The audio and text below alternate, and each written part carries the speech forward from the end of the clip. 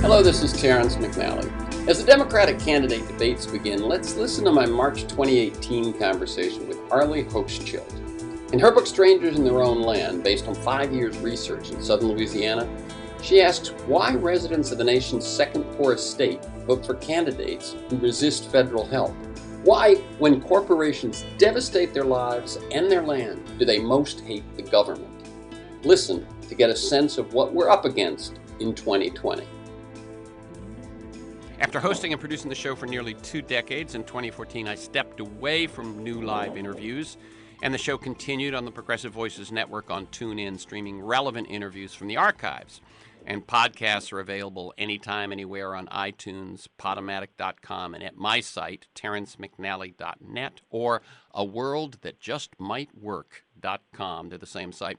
But with the election of Donald Trump, I have not been able to resist exploring the path forward in new interviews, and this is the 25th such interview. They include Paul Hawken on climate change, Naomi Klein on her book No Is Not Enough, David K. Johnston on the daily dirty work of the Trump administration, and they are all available on my website and at iTunes. And let me also, just before I jump into the interview, offer you a few websites for information on how to participate politically during this time. And both resisting the Trump administration and moving toward the healthy and just future that we all need. Indivisible Guide, one word, indivisibleguide.com. That's a national kind of umbrella with about 5,000 local organizations. OurRevolution.com, Our Revolution, one word, that grew out of the Bernie Sanders campaign. MoveOn.org, longtime digital activists, now working more closely lately with on-the-ground activists, and Courage Campaign, one word, couragecampaign.org, similar to Move On, but focused on California. And 2 very specific ones, 5 Calls, that's the number 5, and the word calls.org, which tells you the relevant and timely phone calls you might want to make to your representatives, and townhallproject.com tells you when your local representatives might be holding town halls near you, so you can go attend and let your voice be heard. Now to today's guest. Soon after the 2016 election, I discovered this quote from Antoine de Saint-Exupéry, who's most famous for writing The Little Prince. Here's the quote: "If you want to build a ship, don't drum up the men to gather wood, divide the work, and give orders. Instead, teach them to yearn for the vast and endless sea." And my question is, how do we do that in 2018?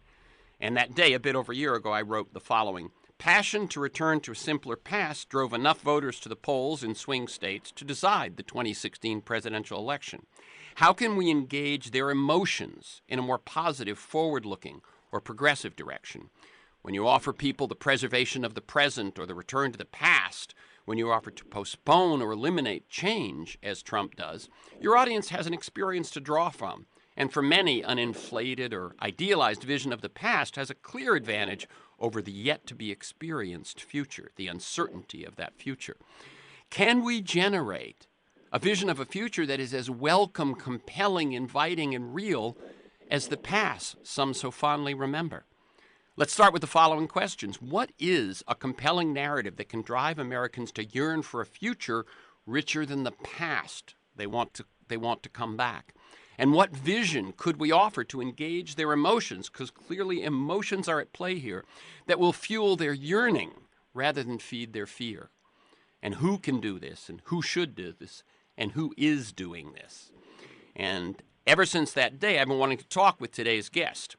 ARLIE HOCHSCHILD, a professor emerita of sociology, as I said, at the University of California, Berkeley. For over 30 years, her inventive and provocative and useful insights about contemporary work and family have grown out of research. She's done the interviews, she's spent time with the people, and she has long focused on the human emotions which underlie our moral beliefs, practices, and social lives. She's known as the founder of the sociology of emotion. She's the author of several books, including Second Shift, The Time Bind, and The Outsourced Self. And at the core of her most recent book, Strangers in Their Own Land, is the power of a deep story. After 5 years talking with folks in Southern Louisiana, Hochschild sensed that a particular deep story they share is what holds their political contradictions together. And I want to hear more about the power of that narrative and ask what she thinks is possible in terms of coming up with another narrative, a narrative that offers an inviting and inclusive future. And I imagine she will say, start by listening. Welcome, ARLIE Hochschild, to Freeform, right. A world that just might work. Let me tell listeners we're recording this conversation on Tuesday, March 13th, 2018. So, I mean, you said you laughed and said as I began to say the time and date that, in fact, that would be your first advice, wouldn't it? I think it would. And to not be frightened, to sit down and respectfully listen to people that going in are going to be different from you in their outlook, their premises. But to pick up what you just said of the challenge you just posed of what it would be like to after you've listened, what kind of a vision of could one put forward? The people I came to know in researching strangers in their own land over 5 years in the center of the petrochemical industry in Louisiana, very right-wing. Everybody went for Trump. I got the feeling that they would be very interested in a vision which, for one thing, is unifying, where we're all together. Mm-hmm. And this, when I first got there and had to say, hi, I'm a sociologist at UC Berkeley, they'd say, oh, Berkeley, not, disunifying. And I'd say, but actually, I live in a bubble, and I think we all us Americans live in bubbles, and they're very different, the coastal bubble and the inland bubble, the north from the south, and I've come to really learn about you. And because I'm worried about the divide. And then I would see a nodding head and say, yeah, we're worried about this divide too. And we're also feeling that people on your side look down on people on our side. I said, well, tell me about that. How do you feel that? What do you think people think? So it would begin with unity, this vision, this new vision. I also think a new vision could appeal to the idea of desire for adventure and fortitude, kind of an idea of a new frontier, that we are all facing it bravely, and we need to do this together, and the government should, have a role in helping us as frontiers people. So instead of the great yesterday, as Ricard Kapuscinski, the Polish journalist, famously said, that all tyrants kind of will point to the great yesterday. Mm-hmm. And we are, in fact, facing a president who speaks to the great yesterday. He looks at the social codes of race and gender of yesterday. He looks at sources of energy, coal and oil of yesterday. He looks at jobs of yesterday, big manufacturing jobs. And he's not really preparing us for the future. And so instead of the great yesterday, there's the great tomorrow. And so we're unified, you could say, in being frontiersmen, in facing the great tomorrow. And that would be getting people computer literate, getting a new army of computer coders and new training to go on. Actually, the French President Macron has said in a recent speech at the World Economic Forum in Davos that he was going to institute lifelong learning for all French citizens.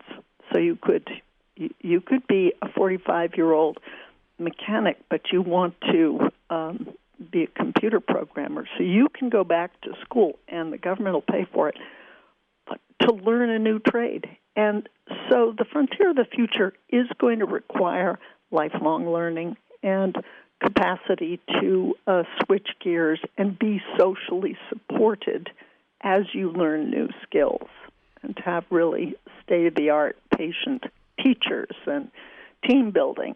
I mean, I think what we could build up is an image of this new frontier as invitational and is calling for the best moral qualities we have.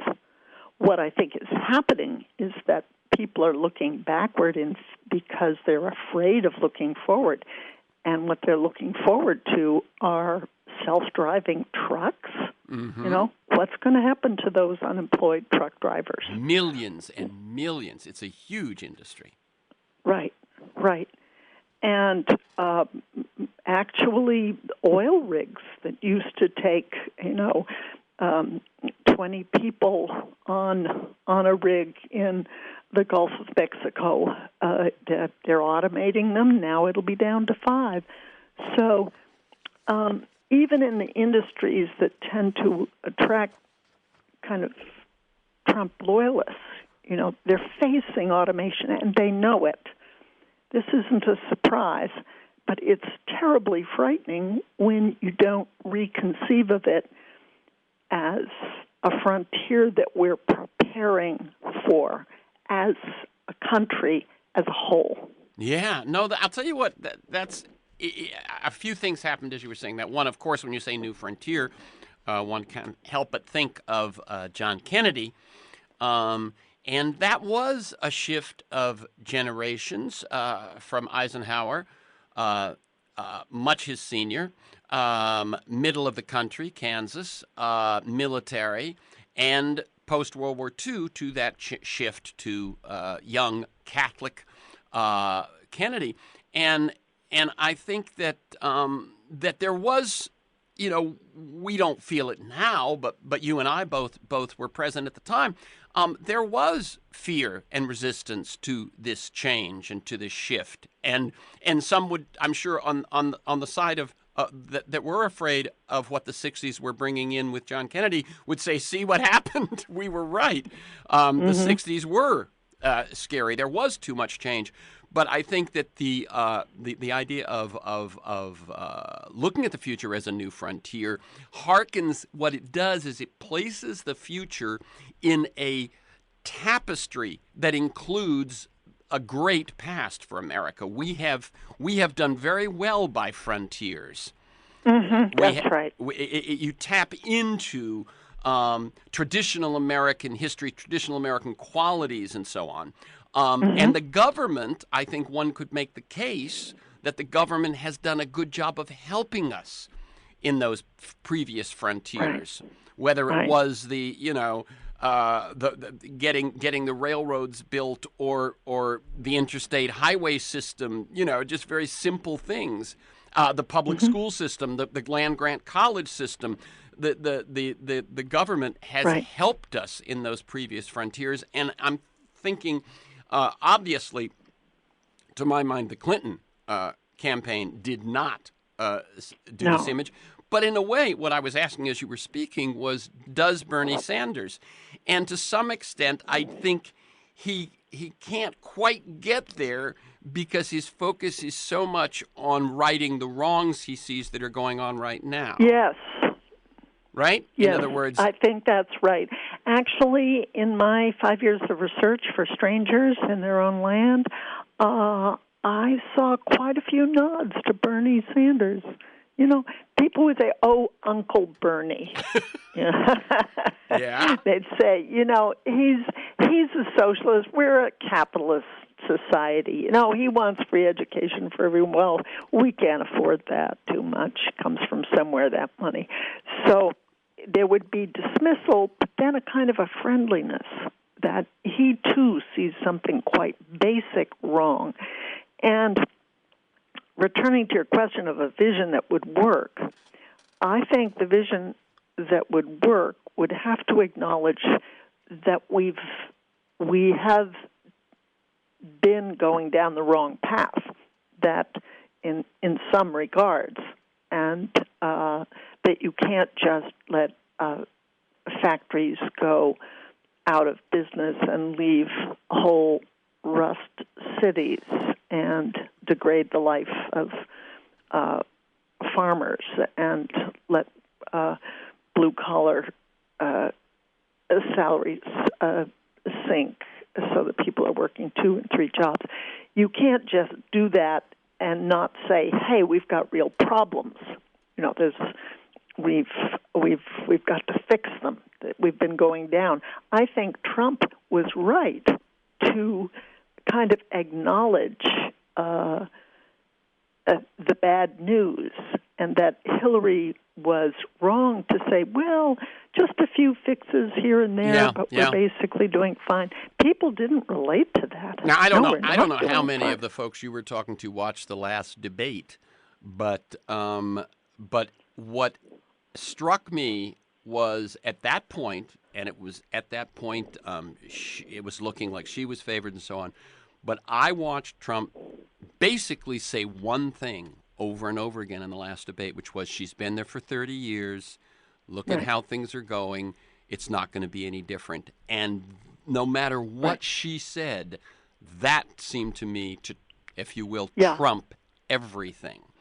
That's right. And I think you are absolutely right that what one need, and when you, I mean, we're gonna circle back and get more into the stories that you learned and the stories you heard and so on in your research and so on to flesh out what we're talking about. But we've jumped into this question, so I'm going to keep with it, which is that one of the paradoxes that you're trying to answer is, why do people who need the federal government so much because of the pollution they face and the loss of jobs they face and all of those things, why are they so anti-government? And what you say is that when clearly several of the characters in your book have, it's very clear who the guilty party is that created that sinkhole or that destroyed that bayou, and it's private corporations. But what they see, which is the same thing I see, is that the government has been bought by those corporations. It isn't. That's exactly right. And so and they feel, the people I came to know who became Trump supporters, felt about state government that it was corrupt, and it had taken on, in fact, the moral dirty work of the companies.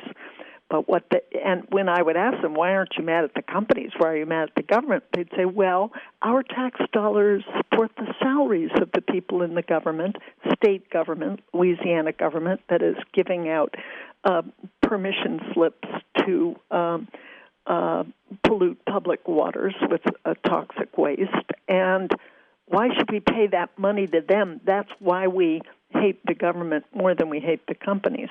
Yeah, no, it's interesting. It's that I have no control, or I feel I have no control over those private companies, but I have a little control over the government.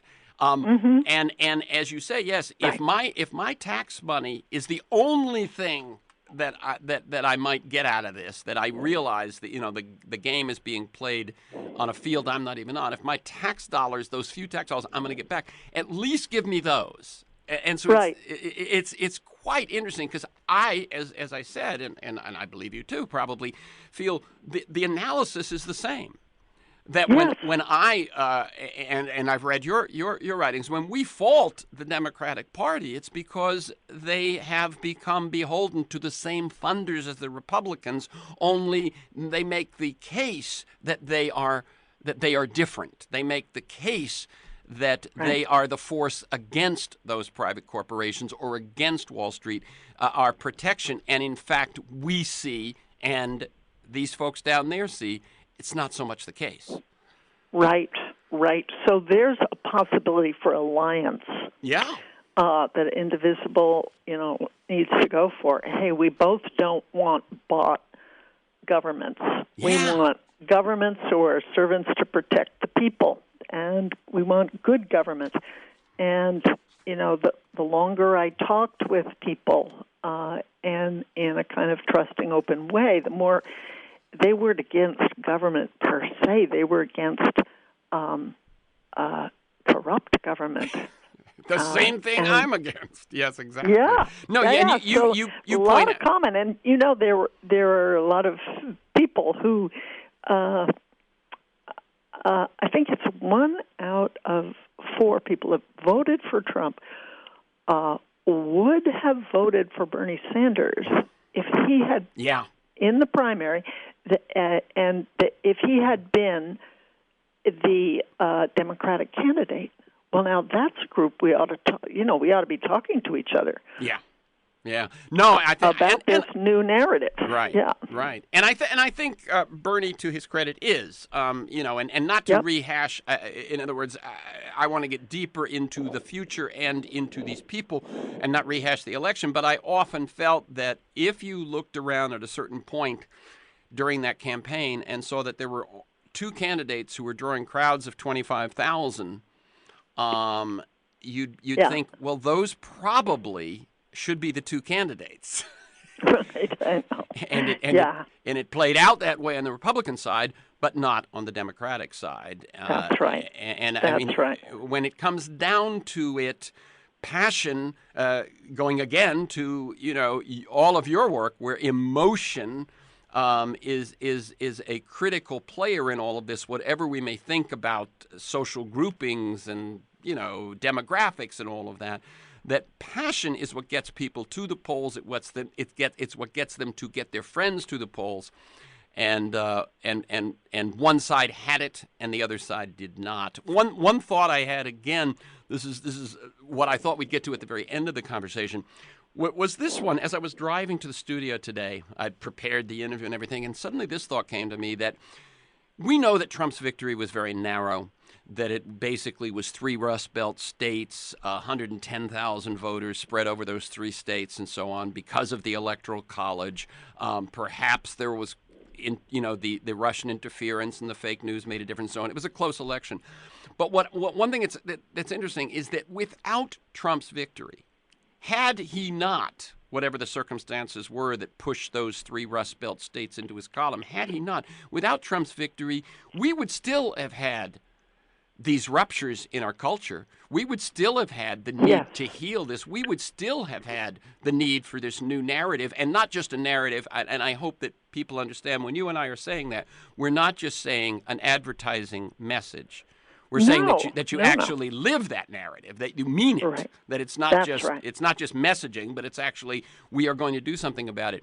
But had he not won, your book would have gotten very different, and Vance's book would have gotten very different receptions, I think. And this need that you're citing, and that I absolutely agree with, of healing these rifts and getting people who need what a good government can bring them to not hate it because it's been sullied, that would still exist. That's right. And actually, if Hillary had won, I think what you're saying is we'd still be stuck with this great division. Yeah. And so actually I think both Hillbilly Elegy and Strangers would still be relevant because they're focused, on this rift. Yeah, but I'm saying people wouldn't have paid as much attention to them. Maybe not. Without getting the slap in the face. In other words, still his populist rise would have.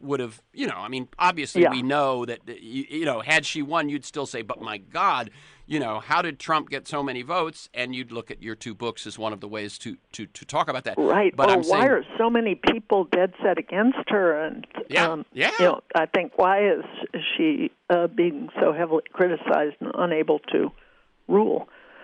Yeah, it would. So I'm not saying I'm glad about turn. Yeah, I'm not saying I'm glad about his victory, but I'm saying that the problems were there. He is a symptom. He is not the cause. I think that's very wise. I really agree with that. I think that's an excellent point. And people are increasingly voting their social class and their region, I think, more than before, so that you're not, when you say I'm voting Republican, and their gender, so race, class, gender, and region. So when we talk about healing the divide, we need to get people together who have come from different regions, classes, genders, and races, and talk about this new narrative of a new frontier, a unifying a kind of narrative. How would it actually work out in reality? How do we want it to work out? So we would need to get agreement across these differences that express themselves as party differences, but underneath are differences of this other sort. I wanted to make another point about the perception of government. What's going to be the role of government in this new frontier? I suppose we're looking ahead. Yeah. We don't want, the great yesterday. We want the great tomorrow as a unified country. Let's say, we had some leaders that really got behind us. How can we honestly make this work for real? We would have to encounter people's ideas about government as constraint. A lot of the people I came to know in Writing Strangers felt, regulations, we're regulated to death, and these useless bureaucrats are coming and imposing regulations. And so what we want is freedom from those.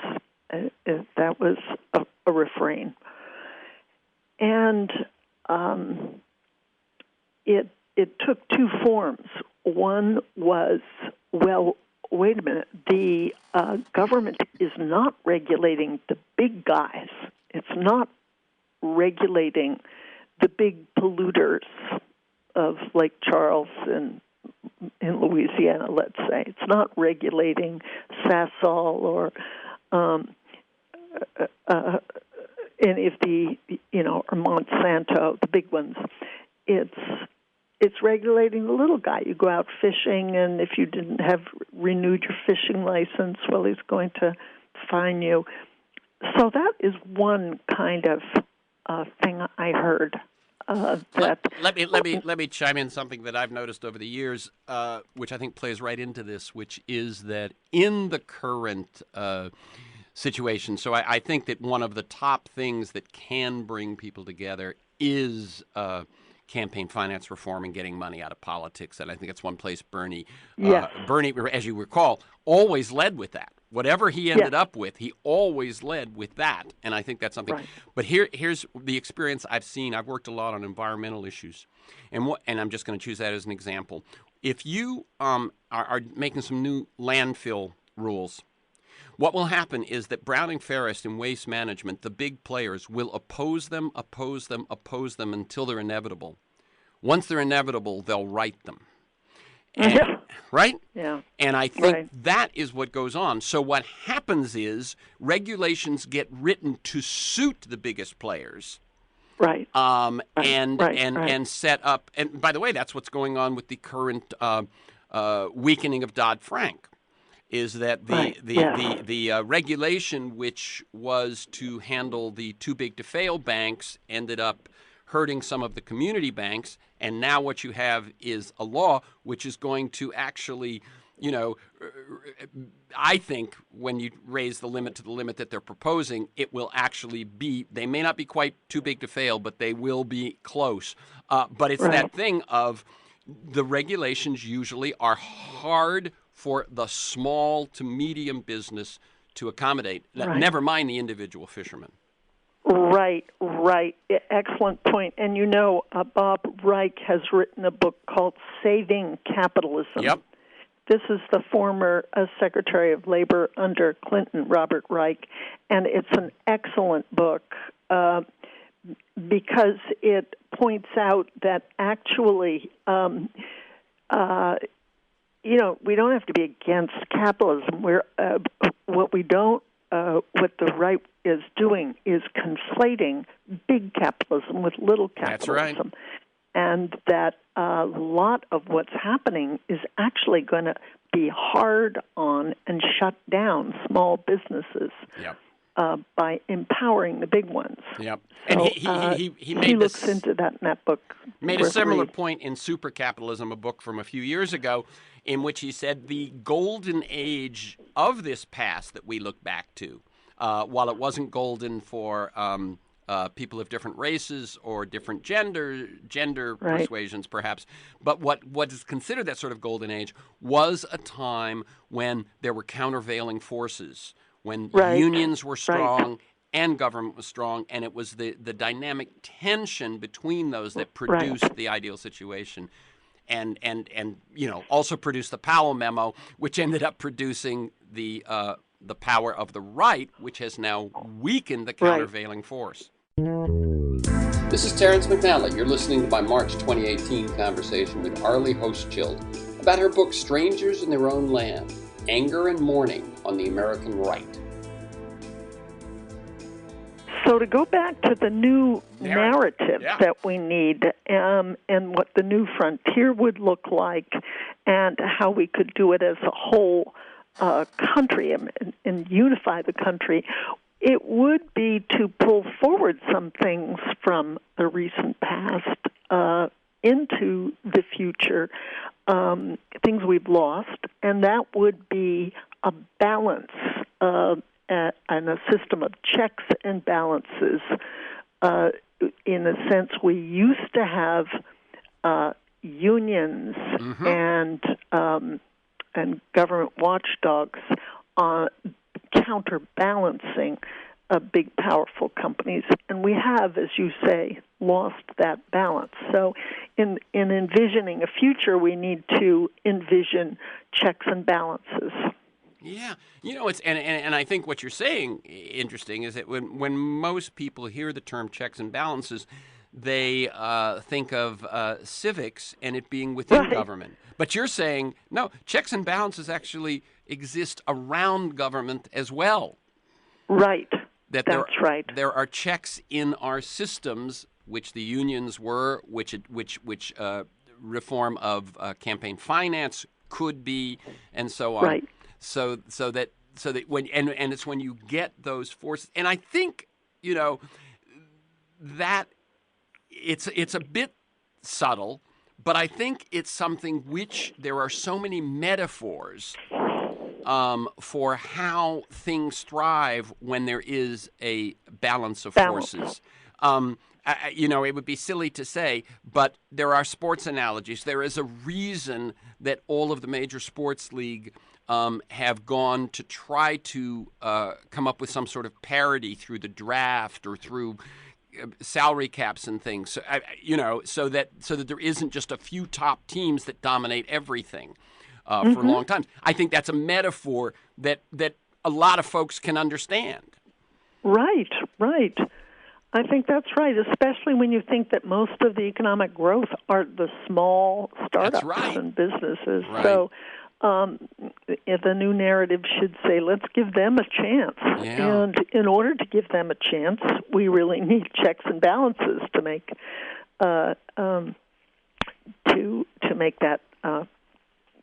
the positives of that continue. Yeah. I want to circle back to an idea of what we can say to those who say, well, the government is just imposing terrible constraints on us. It's taking our freedom away. Right. Let me just frame that again for listeners. What you're saying is that if government is perceived as a constrainer, and basically what you get from government is regulation and taxes, things that are being taken from you, either liberties or your money. How do you transform that to this notion that government is actually empowering you? Potentially empowering and for the good and in service of citizens. I followed around, in my research for strangers in their own land, I followed around a man named General Russell Honoré, who was the hero of the victims. He was the rescuer of the victims of Katrina, right? Katrina, right, in New Orleans, and four-star general, extraordinary person. And he's now become a big environmentalist and has started something called the Green Army in Louisiana. It's small. It's small because of the power of oil, and they're up against the power of oil. But they're a very brave band of people, and I've dedicated my book to them. The reason I followed him around is because I found him such an effective communicator. Now, I'll give you an example. I was in Lake Charles watching him give a talk to a bunch of businessmen, very, very conservative businessmen. And for them, the big symbol was freedom. We don't want constraints. We want freedom to grow our businesses, freedom to get rich, freedom from onerous government regulations, freedom, freedom, freedom. And so he's an environmentalist, and he's trying to get them interested in environmentalism, which they conceive of as a constraint on their freedom, okay? So he gets up, and he says, I woke up this morning, and I looked out at Lake Charles. I saw a man in a boat, and I saw that man had his fishing line out, and he had his bucket ready. But that man is not free to pull up an uncontaminated fish. And I thought to myself, I've just listened to a genius. What he has done is to take their symbol, and he doesn't oppose that symbol. He stretches it to a new situation they hadn't thought about. These men love to fish. They love to eat fish, gumbo, jambalaya. They're big fish lovers. But they hadn't thought of freedom as the freedom to eat an uncontaminated fish.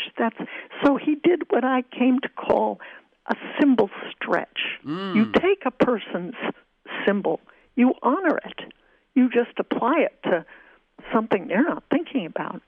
Hey, the government could make me freer by regulating polluters. That's right. That's right. Well, and there was a time probably before that pollution got in there when you were free to get that fish. And that uncontaminated fish. And then the freedom of the polluter to pollute took away your freedom, and now you need someone to help you get that freedom back. Exactly. No, I like that.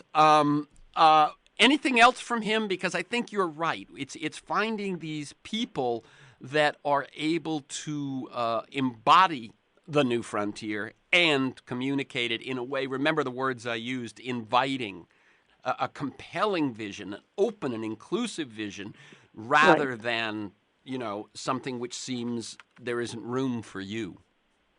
Another way that I think we can employ this symbol stretching that I saw the general doing is to think about patriotism in a large way. The people I came to know over the 5 years of really getting to know them, visiting them, going fishing with them, and they all loved America, and they all felt extremely patriotic. You saw American flags on a lot of mailboxes. You saw them on clothing. You saw them on motorcycles and trucks, American flags.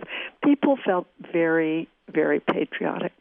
And when I would ask people, well, what does that mean to you? I'll give you an example. One man said, I'd die for my country. I would lay down my life for my country. That's how much I love America. And that's a big thing. That's really important.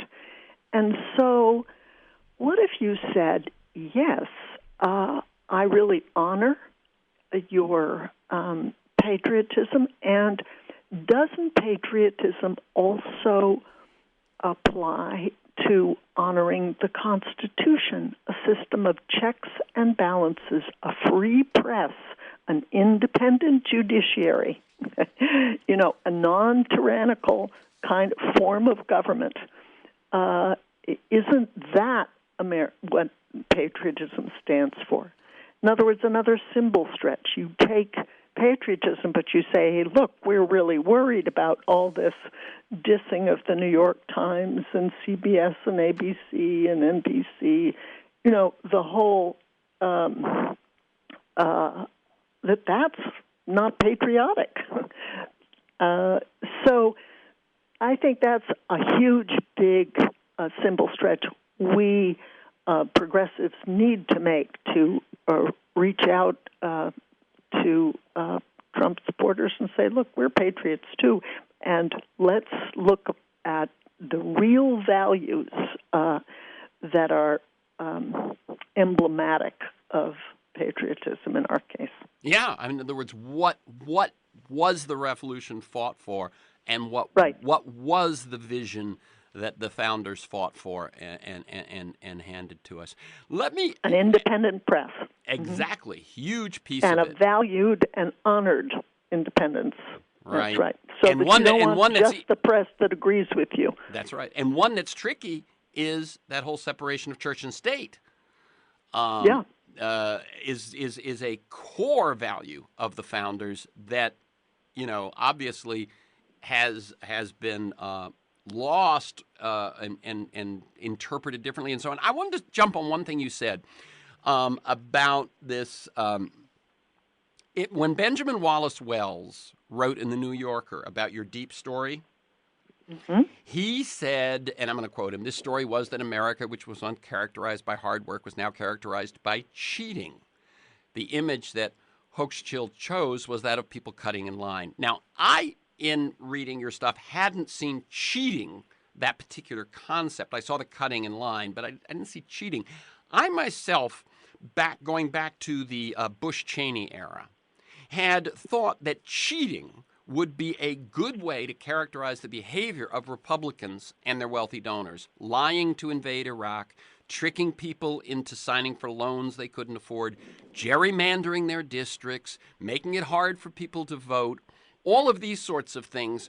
And I thought, cheating is something which most, red-blooded Americans don't like.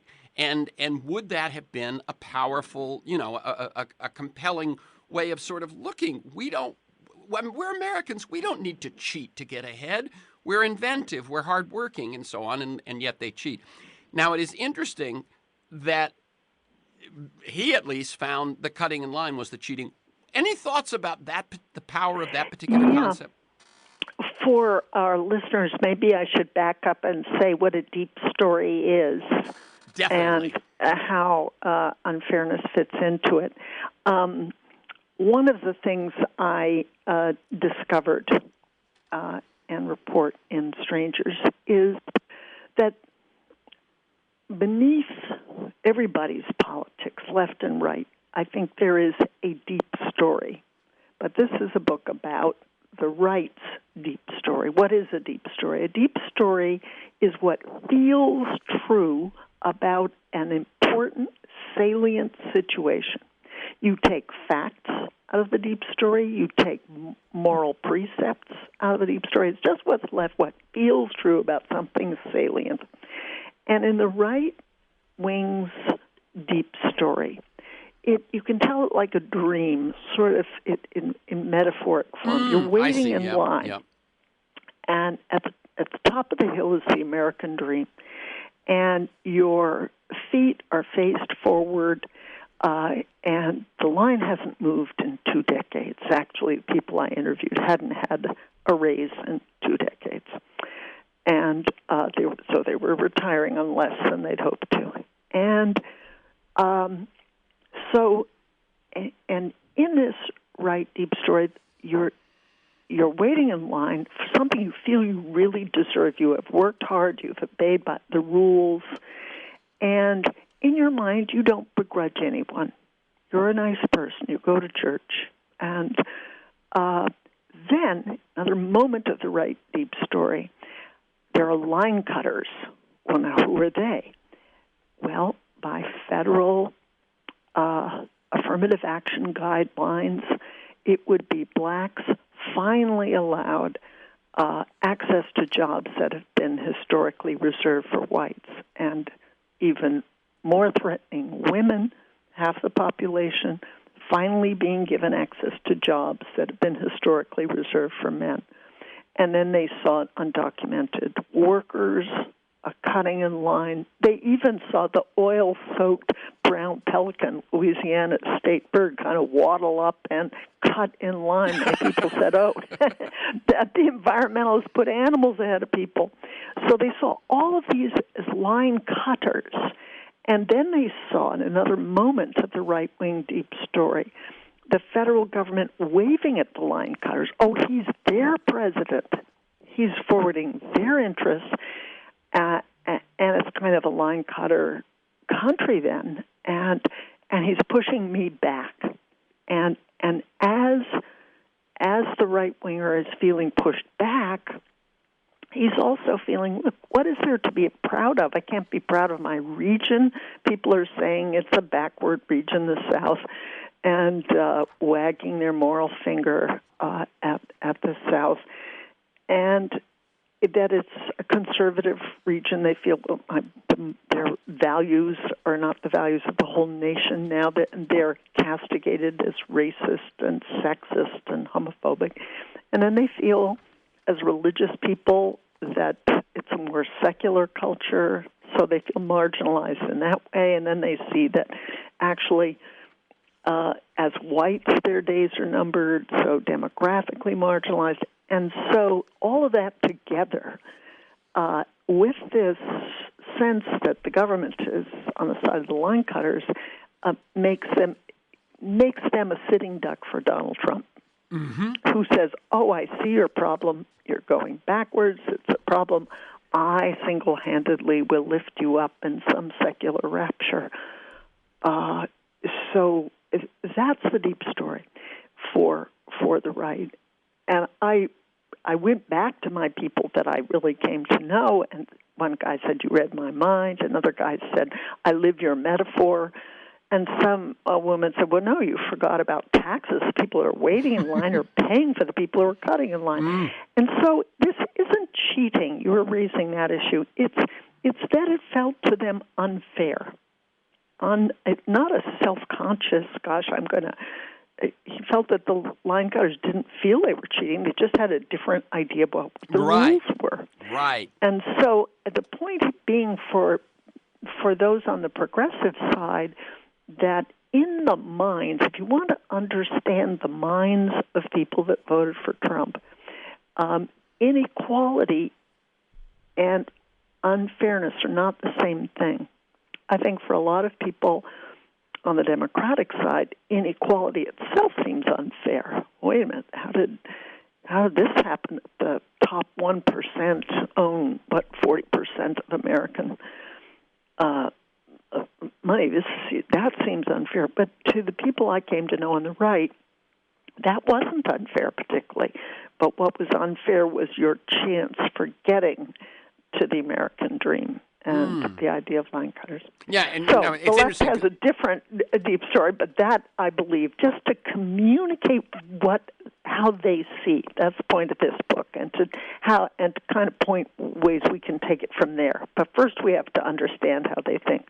Yeah. So if there was a brief answer to it, does my notion of pointing out the ways that those who buy the government and those who cheat the process, that is not something that while that wasn't what you were saying cutting in line was, because it wasn't a conscious cheating. Do you think that pointing out where the Republicans and the polluters are cheating is something that people resonate? Yeah. I think that's unifying. Yeah. I think they would nod their heads and they say, we don't think that's good. It's not in our interest. And so for a unifying new frontier, a kind of let's move forward narrative, I think stopping polluters from polluting could very well fit into that. They would go for that. Yeah. One comment I just want to make is that a feeling I had during the campaign also was that when the Clinton campaign shifted, it seemed to me, towards the end, almost everything was anti-Trump, he's unfit, and so on. And my feeling at the time was that if I was one of your folks in Louisiana, and I felt that I had been ignored by all the powerful people, and my life had been made worse, and I'd been put down, as you say, the North wagging its finger at me, and suddenly there was this macho billionaire TV star who said, I'm with you, I get you. Of course you're going to say he's unfit. Of course you're going to. So that rather than, being a warning, it was actually a further bonding of, I know why you're doing that. It's because he sticks up for me. That's right. That's right.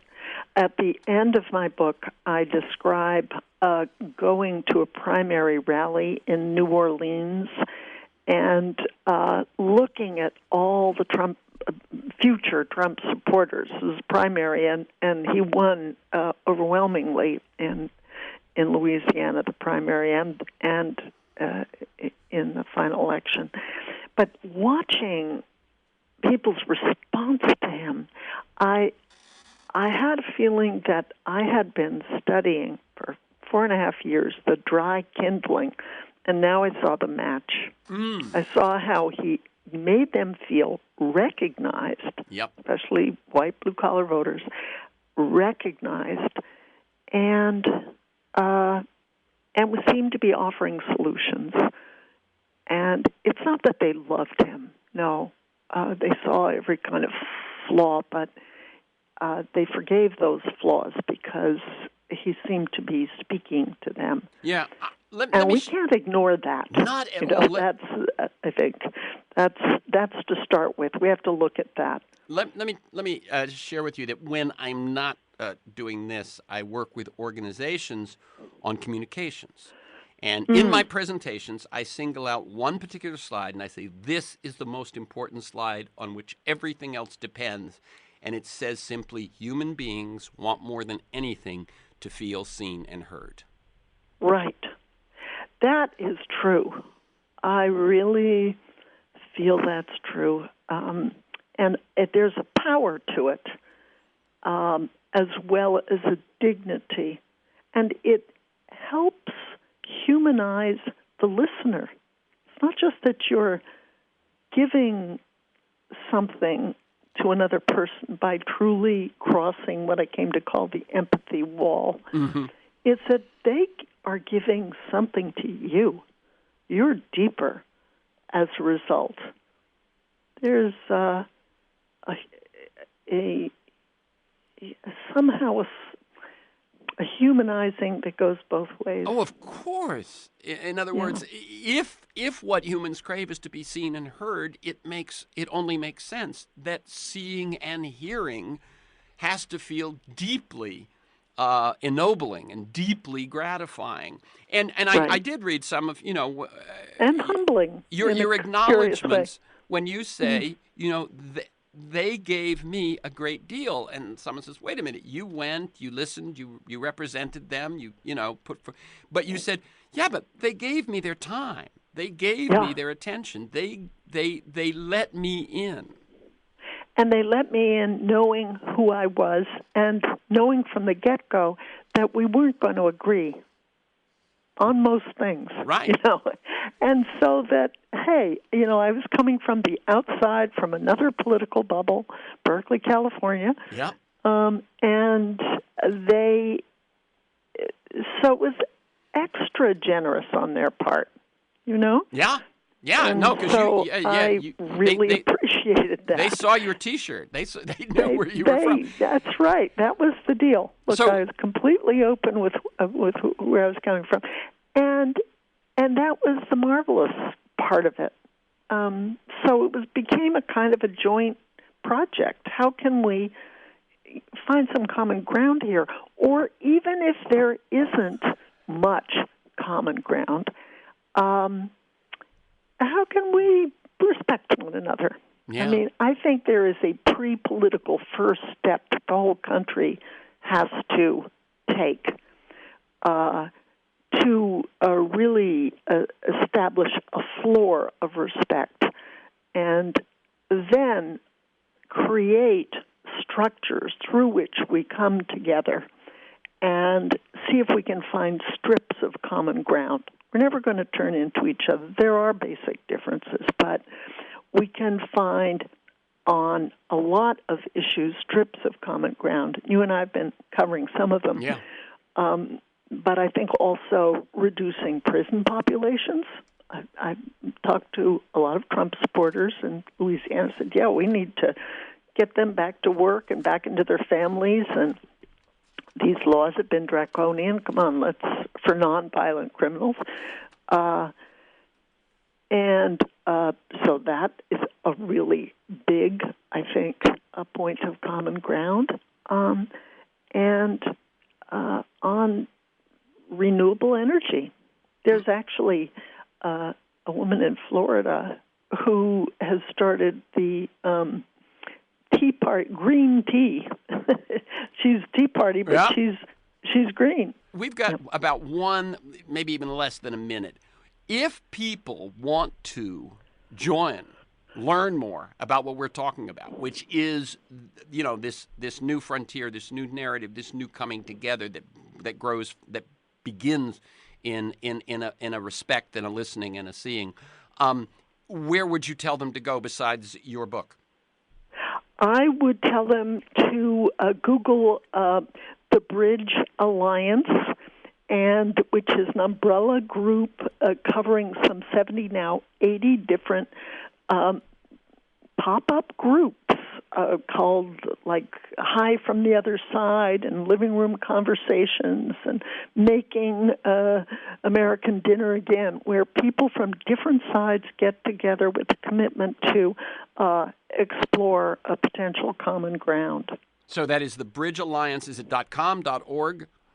I think it's .com. Okay. Either way. There are two that'll come up, but check the one for members of a Bridge Alliance. Okay. Yeah. Very good. Okay. The website to learn more about ARLIE Hochschild's work would be to go to berkeley.edu and then search for ARLIE Hochschild, and it's HOCHSCHILD. The book is Strangers in Their Own Land, Anger in Mourning on the American Right. Let me tell you one thing, ARLIE. I had prepared, I will confess to how obsessive I am, about 12 pages of questions. And once I asked you basically the first question, which is, what's the news story? How do we do it? I almost had to throw out all of that. And what I can get is, you wrote this book over a 5-year period. You've been talking about it for a year. When you had the chance to not have to cover the same ground, you leapt on it. and I really thank you for that. Okay. Well, my great pleasure talking to you, Terrence. Okay. So for this conversation and many other interviews, articles, transcripts of interviews, to join me in pursuit of a world that just might work, go to terrencemcnally.net or worldthatjustmightwork.com. That's TERRENCEMCNALLY.net or World That Just Might Work, one word. They're the same website. If you want to receive a weekly email announcement, I'll tell you who we're going to be talking to, and I'll send you 6, 7, 8 articles of relevance. You can sign up at my site, or you can email me at temcnally@mac.com. You can find years of podcasts at my site or at iTunes. listen anytime, anywhere. Thanks to G, my engineer, Mark Maxwell, and D'Angelo Jones in production, and George Vasilopoulos at Progressive Voices. Most of all, to you, my listeners, please share this podcast widely. Thank you, ARLIE HOCHSCHILD. Keep up the good work. Well, same to you. Keep up your good work. Okay.